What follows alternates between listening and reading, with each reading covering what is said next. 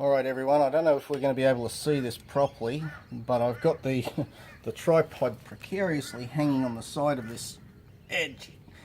Now what you want to, ooh, there we go. What you want to do is take a sharp knife and you're going to cut all the way through the honey and everything else, and we're going to put that top onto this base.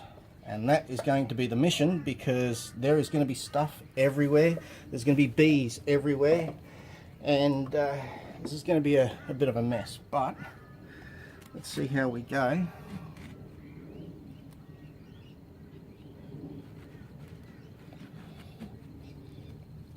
With a bit of luck, might not. I really didn't think this through. I didn't put the tape across. Okay, bear with me 2 seconds, guys. Alright, I forgot to put a couple of strips of tape across, because that's going to hold all of the honey, the eggs and everything else up off the floor. So, now let's see if we can get this done. Hopefully, because they're all trying to go to bed now.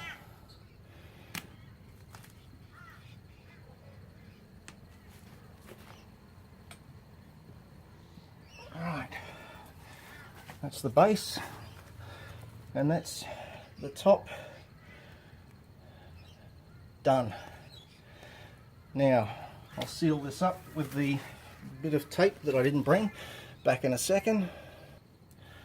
Alright, now if I'm really lucky, we only lost about 2 or 3 bees out of that whole thing, which is great, because at this time these guys have all put their put themselves to bed.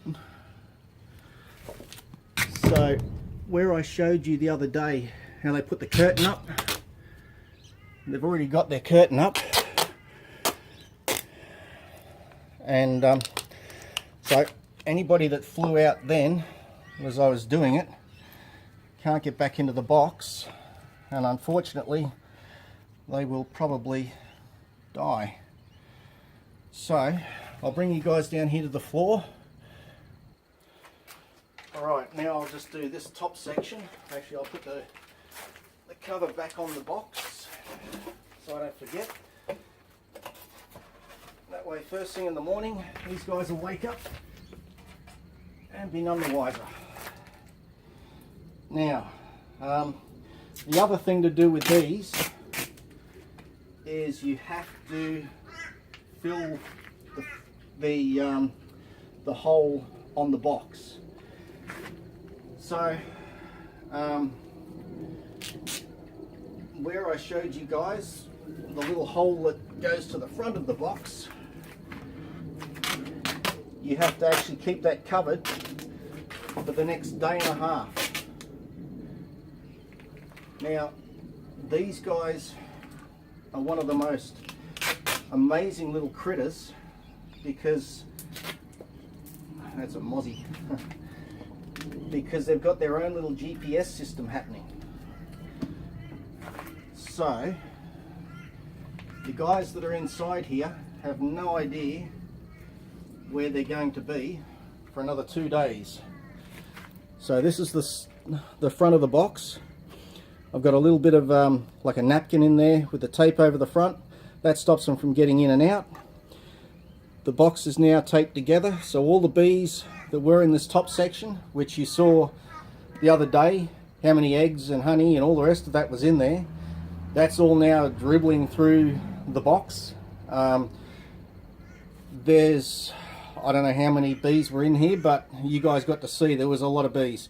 So come with me and I'll show you where we're going to be putting this guy. This is not easy on your own, I tell you. So I'm going to put this guy right here. Yep, there we go. I got you back. So I've put in a square steel hole, and bingo. I now have my new beehive It's facing northeast. I honestly, I'm not going to sit there and give you some rubbish excuse as to why it's northeast. I can't remember. But it has been fun showing you guys over the last couple of days how to split a beehive. We're going to have a bit of a problem splitting the really big one that's exploding, because I'm going to have to do it somewhere around this time of night, and I'm going to have to, while I'm doing it, take this side clip off of the one that's there so I can put it inside the box. At the same time, I'm going to have to cover the hole because I'm actually moving the hive 6 to 8 inches to the side, and you can't do that because the bees won't know where they live. And honestly, you will see a swarm of bees in a hive just flying around and around because you've moved their box 2 inches to the side. They can see, but they're GPS'd so well. So this is another box of Australis bees. I'll put a bit of tape around the top here as well just to make sure it's all secured. I'll get the foam box for these guys, and yeah, done. Thanks for joining me, guys.